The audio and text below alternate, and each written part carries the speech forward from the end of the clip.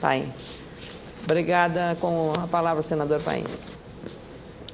Senhora Presidenta, eu, aproveitando sempre a segunda e sexta-feira, que são sessão de debate, que a gente pode aprofundar um pouco mais de grandes temas, como fez Vossa Excelência há minutos atrás, durante o período necessário, eu venho à tribuna para falar hoje sobre a produtividade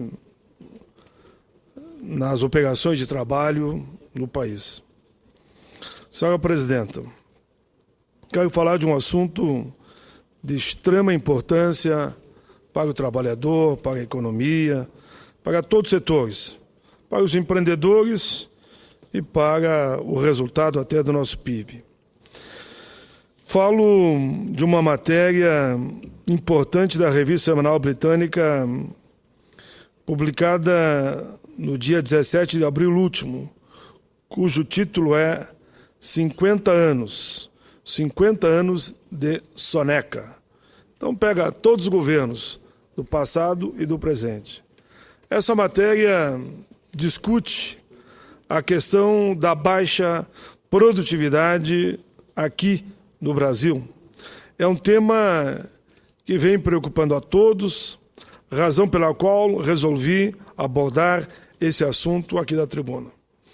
A produtividade, como sabemos, é uma medida de eficiência da produção que calcula a relação entre o que é produzido, os meios utilizados, como as máquinas, as novas tecnologias ou não, os trabalhadores e o tempo gasto. E permite a avaliação de quanto cada fator de produção contribui para produzir uma unidade de riqueza na economia.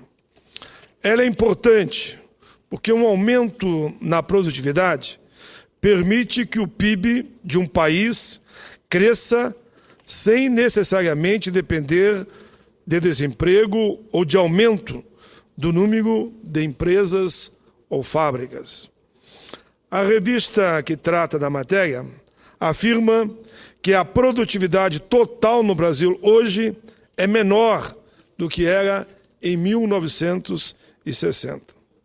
Afirma também que a produtividade do trabalho foi a responsável por 40% do crescimento do PIB brasileiro entre 1990 e 2012, comparado a 91% da China e 67% na Índia. Além disso, estudo do IPEA mostra que nos últimos 30 anos a produtividade dos trabalhadores da indústria de transformação despencou 15%.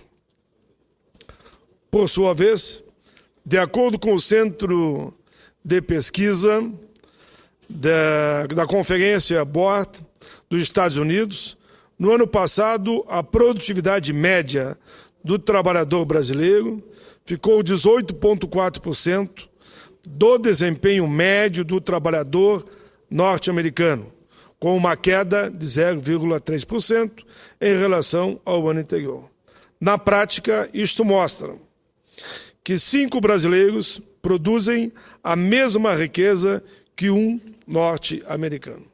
Não é surpresa, portanto, que o Brasil apareça em 56º lugar no ranking da produtividade do trabalho em 2013, do Fórum Econômico Mundial, 8 colocações a menos de onde estava no ano anterior.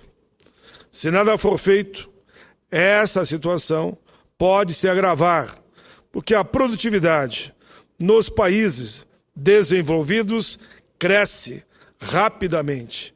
Claro, porque estão atualizando, devido às novas tecnologias, o seu maquinário e a forma integrada de produzir.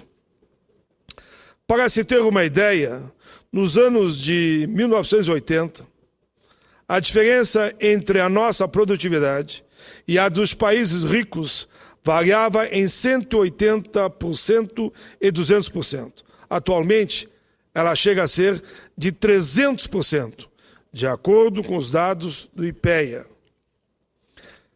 Essa baixa produtividade no trabalho aqui no Brasil provoca diversos efeitos nocivos à economia. Reduz a competitividade do setor privado, pressiona a inflação e a taxa de juros e inibe o crescimento econômico e, claro, como eu dizia antes, prejudica o nosso PIB. De fato, vivemos hoje no Brasil uma situação que combina baixo desemprego, isso é bom, mas com ritmo muito lento da aceleração da economia. Precisamos, claro, aumentar o número de trabalhadores empregados, como foi feito no Japão. O Japão caminhou para o avanço tecnológico e lá não há desemprego. E o país continua acelerado. Uma forma de fazer o país crescer seria melhorando a eficiência dos fatores de produção já existentes, como trabalhadores e empresas, ou seja, aumentando uma produção integrada com os novos tempos. Perceber que a produtividade do trabalhador brasileiro é baixa e vem caindo nos últimos tempos me angustia, claro, profundamente, porque sou um operário metalúrgico fui no período que estive nas fábricas. Essa é a minha origem que tive com muito orgulho e pertenço até hoje como licenciado há 30 anos, é verdade, do Grupo Tramontina. Senhora Presidenta, no operariado deste país, que se sabe da importância e da necessidade do Brasil continuar crescendo, para promover a distribuição de renda, nós temos que fazer esse bom debate. Podemos lembrar que tanto o presidente Lula quanto a presidenta Dilma conseguiram realizar uma política inclusiva, tirando milhões de pessoas da miséria, sem mexer na questão da produtividade. Como também reconhecemos a importância, por exemplo, do Plano Real, que antecedeu ao presidente Lula na época do ex-presidente Fernando Henrique Cardoso. Mas agora parece que isso tem que ser mudado. Parece que estamos chegando ao limite desse modelo. Se quisermos continuar crescendo, gerando renda e inclusão social, precisamos sair desse sono de 50 anos a que se refere a revista The Economist e aumentar a nossa produtividade. Mas o grande problema é como fazer isso. Não existe uma receita de bolo nem formas mágicas. O IPEA elaborou um mapa das políticas públicas para a produtividade com foco em determinantes macroeconômicos, numa tentativa de conhecer e identificar as necessidades de cada setor da economia e sugerir o que poderíamos chamar de intervenções cirúrgicas para corrigir problemas específicos. Mas a grande pergunta que fica no ar é, segundo o IPEA, por que a produtividade brasileira ainda é baixa? O professor Jorge Arbach, especialista em produtividade, publicou um interessante artigo em maio do ano passado no jornal Valor Econômico, onde relaciona pelo menos 6 explicações para a baixa produtividade brasileira.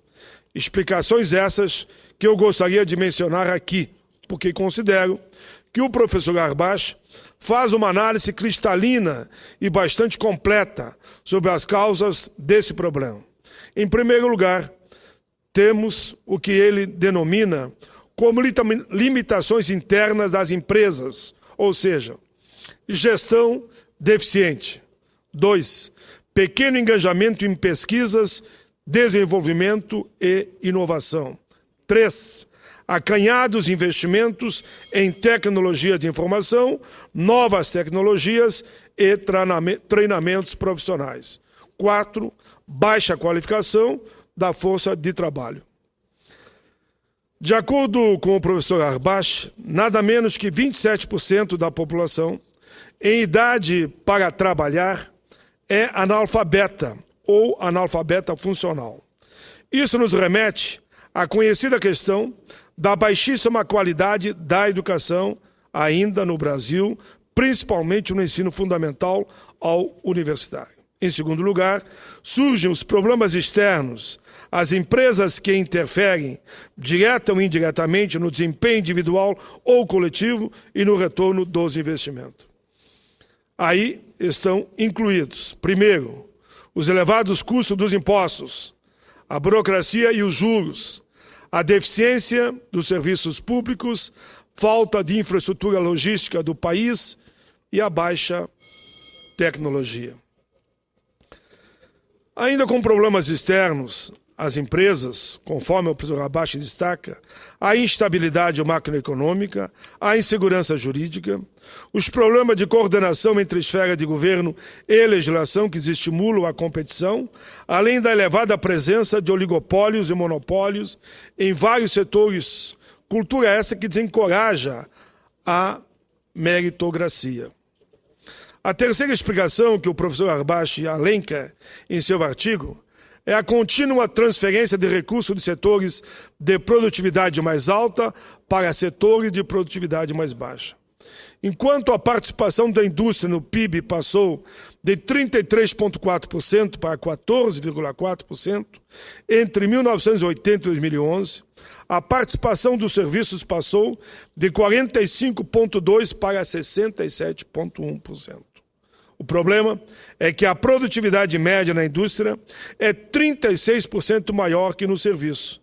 E quando recolocamos emprego entre setores, estamos contribuindo para manter baixa a produtividade do trabalhador brasileiro, porque a maioria dos novos empregos gerados estão concentrados em setores de baixa produtividade.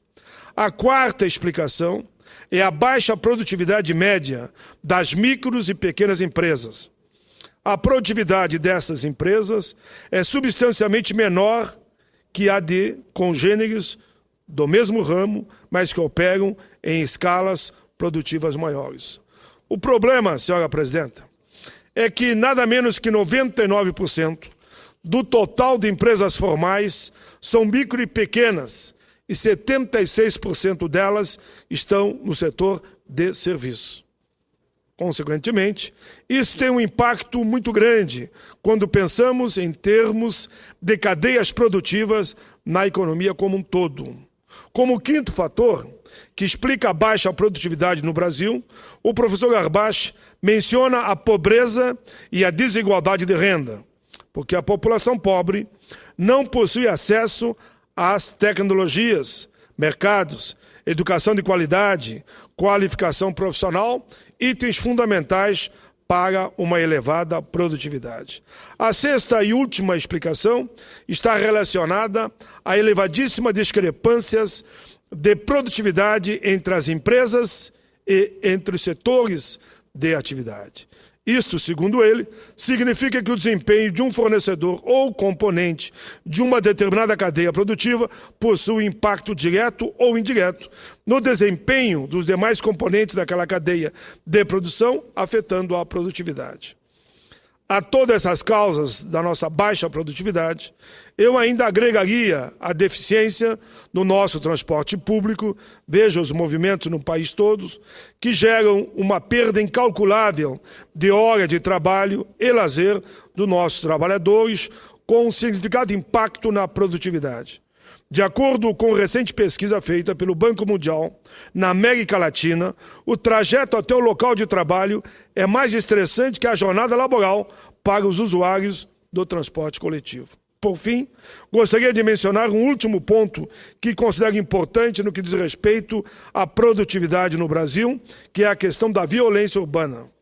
Ela afeta a saúde e a integridade física dos brasileiros, comprometendo seu desempenho no trabalho e, consequentemente, reduzindo a produtividade.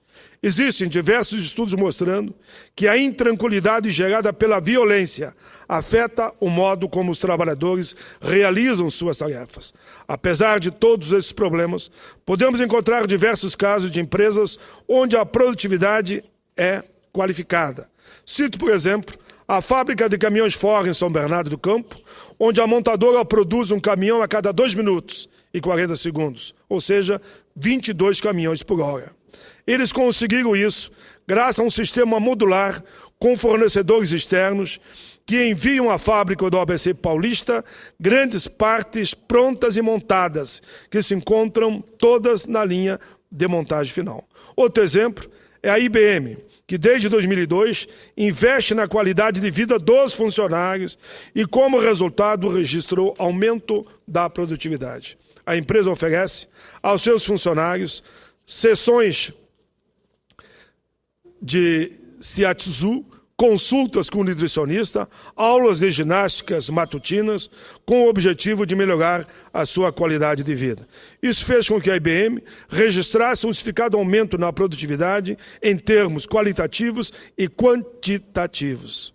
A explicação é simples. Se o funcionário se sente bem no ambiente de trabalho, ele trabalha melhor e produz mais.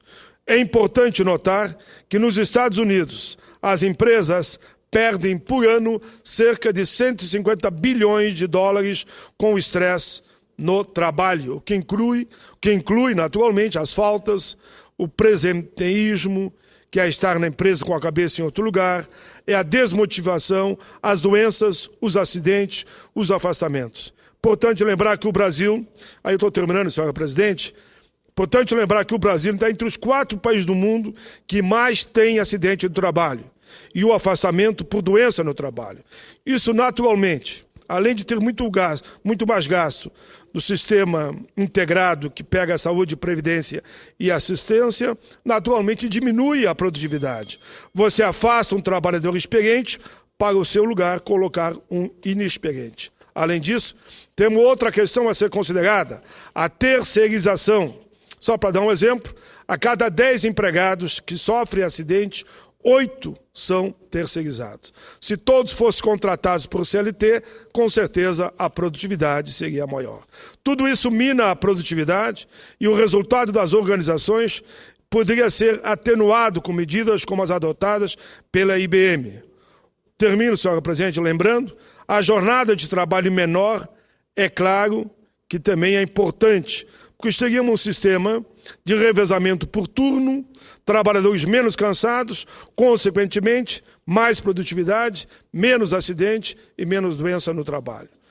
Já concluindo, quero apenas dizer que, a partir desse breve relato sobre as causas da baixa produtividade no nosso país, poderíamos perceber que não se trata de um problema simples e de fácil solução. É um problema que requer o esforço de toda a sociedade brasileira, sobretudo aqueles que possuem responsabilidade, seja ela governamental, empresarial e os próprios trabalhadores. Nós, aqui no Senado, temos que cumprir a nossa parte. Senhora Presidenta, vou para a última página. Sem melhorar a produtividade, dificilmente conseguiremos ser um país competitivo e gerar a riqueza que tanto precisamos. Sei que estamos num ano complicado, Copa do Mundo, eleições aí à frente, mas é preciso estar atento a essa questão para que o Brasil possa continuar no caminho certo, reduzindo as desigualdades sociais, gerando emprego e renda e construindo um futuro melhor para todos. Eu gostaria muito que os presidenciáveis, nos debates que vão fazer agora, durante o processo eleitoral, se debruçassem também sobre o assunto produtividade. Senhora Presidenta, termino com essa frase. Foi com essa intenção que trouxe o assunto hoje à tribuna do Senado e, naturalmente, agradeço a Vossa Excelência pela tolerância para que eu pudesse fazer todo o meu pronunciamento. Obrigado, presidente. Parabéns, senador Paulo Paim, porque esse tema deveria estar todos os dias aqui nos nossos discursos. É fundamental, prioritário e, como disse bem Vossa Excelência, é um desafio para a sociedade brasileira, para todos, para o governo.